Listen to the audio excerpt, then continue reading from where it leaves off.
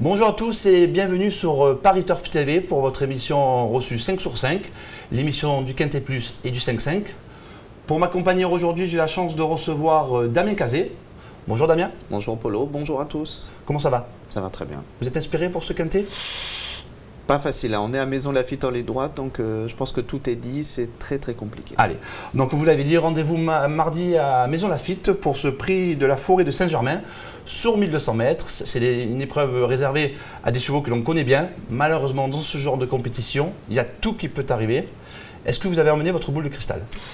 On n'a pas beaucoup de données en main, parce que déjà au niveau des données du terrain, ça peut être facile. Il y a des pluies qui sont annoncées lundi, il y en a qui vont tomber des pluies. Maintenant, est-ce que ça va être suffisant pour faire évoluer le terrain? J'en suis pas sûr. Je pense que le terrain va être de bon à souple. Après, il y a l'éternelle question de Maison Lafitte. Un peloton, deux pelotons, trois pelotons. Quel peloton va aller plus vite que l'autre? Lequel va arriver? Ben, effectivement, il faut la boule de cristal. On va essayer de la sortir. Allez, on va essayer de sortir. Du coup, avec votre boule de cristal, donnez-nous votre sélection en 8 chevaux. Alors là, ce K2 Passion, le 4 Miasson, le 11 Crépuscule des Dieux, le 5 Barise, le 6 Wahib, le 14 Ministre d'État, le 15 Gore et le 10 Royal Prize. Donc on commence avec l'As K2 Passion. Vous l'avez placé en tête de votre sélection. C'est un brave cheval qui répond toujours présent. De là à le mettre en première position comme une base solide, c'est vraiment osé. Sassoche Mirzek est dans une forme euphorique. Il passe quasiment tous ses chevaux dès qu'il y a un quintet en ligne droite. Il a encore gagné un quintet récemment avec Wincy. K2 Passion, c'était la grosse note lors de l'événement de Strasbourg, qui est un événement dans lequel il y avait un tournant. Auparavant, toutes les courses en ligne droite étaient bonnes. Alors certes, il a été pénalisé hein, après une victoire sur l'hippodrome de Fontainebleau. Cette pénalité, il s'en fait ressortir. C'est désormais plus des places qu'il prend plutôt que la gagne. Mais c'est un cheval qui est capable, je pense, de gagner un deuxième événement parce que cet événement est un petit peu plus creux que ceux qu'il a couru auparavant. D'accord. On continue avec le 4 Miasson. Avant de vous écouter à ce sujet, nous avons une première info terrain. Notre journaliste est allé à la rencontre de Christian Baillet. On l'écoute. Sur les mariés, vous savez, il a gagné ses deux groupes 3, il a gagné suffisamment de quintet. Déjà, rien que quand il va aux courses, pour nous, c'est que du plaisir.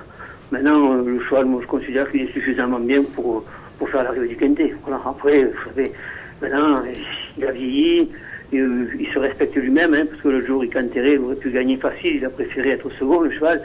Mais bon, vous savez, à l'âge qu'il a maintenant, s'il fait l'arrivée, on sera très satisfait. Ouais, Christian Baillet le dit, c'est un brave serviteur. L'autre jour, il a peaufiné sa préparation dans une course à condition. Il y a tout pour lui.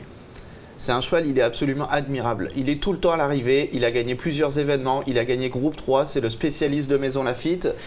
Il a une contre-performance lors de ses 3 dernières perfs, c'était justement ici à Maison Lafitte, mais il avait le 18 à la corde. Donc le cheval n'avait pas pu faire l'arrivée ce jour-là, sinon il est tout le temps à l'arrivée. Il y a un truc qui est marrant aussi, et c'est quasiment le seul dans ce cas-là, dans cet événement, il a couru 2 handicaps en 2 ans. Ça veut dire que vraiment, on le court à bon escient à ce niveau de la compétition, et au niveau du moral, ce cheval-là, il n'a pas du tout été affecté. Alors Christian Baillet nous dit qu'il vieillit, et comme nous, mais le cheval, au niveau de son moral, il est toujours intact. Et là, c'est quasiment un coup sûr à l'arrivée. À Maison Lafitte, il est quasiment toujours là. Il vit bien. Et en plus, pour nos amis statisticiens, il a 77% de réussite sur ce parcours. C'est vraiment très intéressant de le placer pour moi en deuxième position. Ça peut même gagner. Il aura ma préférence. Ce cheval est formidable. Voilà, il est formidable comme nous.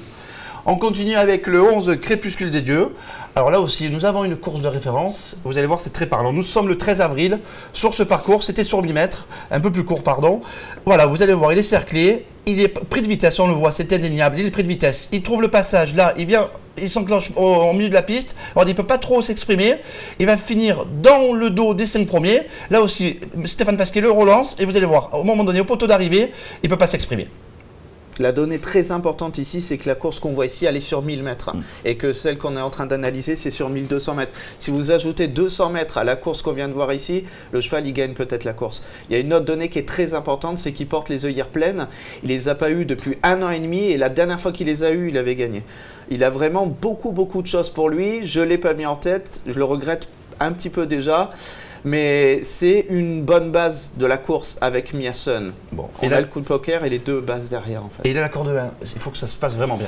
Ouais, mais c'est un cheval qui, lorsque c'est l'objectif, lorsqu'on a visé la course et vu qu'il a les œillères là et puis vu sa course la dernière fois, on va devant. Et des chevaux avec un petit numéro de corde, à part Gengis, il n'y en a pas beaucoup pour aller devant. Donc il va être soit en tête, soit derrière l'animateur. Et après, il va gicler au bon moment. Il peut peut-être même gagner. Ouais. Allez, on l'espère. On continue en 4e position. Vous avez eu le 5 Barise. C'est un cheval entraîné en province qui a fait une bonne rentrée dans un handicap moins relevé que celui du jour, mais la forme est là. Il y a des petites interrogations avec lui. Il était entraîné par le passé par John Hammond.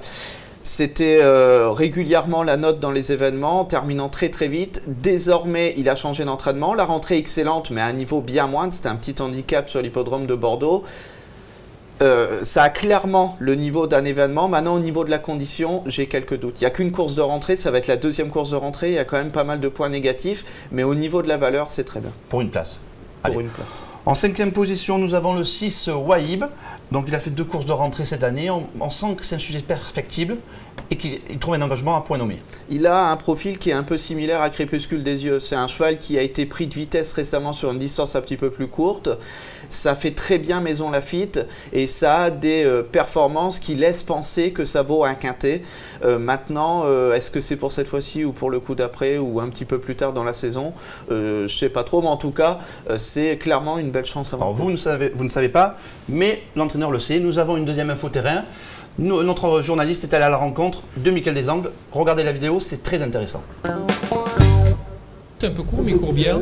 On avait tiré un numéro vraiment en dehors, ce qui est quand même pas un avantage à Maison Lafitte. Je pense que là, les 200 mètres en plus, et si on a un bon numéro, il peut être à l'arrivée du quintet. En tous les cas, il a prouvé sa forme parce qu'il a bien fini. Oui, non, il finit bien. Ça fait 2 fois qu'il court bien. Normalement, il devrait trouver sa voie dans ces épreuves-là. Michael, question de terrain, est-ce qu'il ne serait pas mieux en terrain souple? Oh, oui, s'il pleut un peu, ça ne gênera pas en tout cas, ça c'est sûr.